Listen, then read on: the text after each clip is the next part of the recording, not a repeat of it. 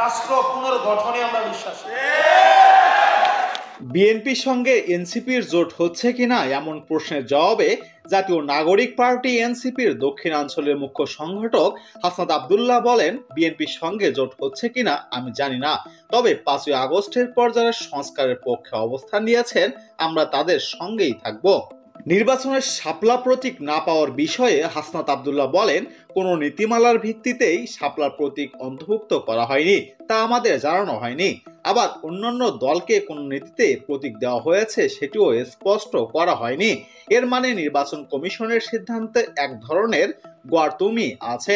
নির্বাচন কমিশন গঠনের সময় এর নীতিমালা কি ছিল সেটিও পরিষ্কার নয়। তিনি আরো বলেন, সংস্কার ও শাপলা প্রতীক নিয়ে আমাদের অবস্থান অপরিবর্তিত। আমরা জানতে চাই আমাদের প্রতীক কেন দেওয়া হবে না, তার আইনি ব্যাখ্যা দিতে হবে, কিন্তু নির্বাচন কমিশন বলেছে তারা ব্যাখ্যা দেবে না। এটি একটি সাংবিধানিক ও জনগণের প্রতিষ্ঠান, জনগণের টাকায় পরিচালিত এই প্রতিষ্ঠানের জবাবদিহির দায়িত্ব তাদেরই।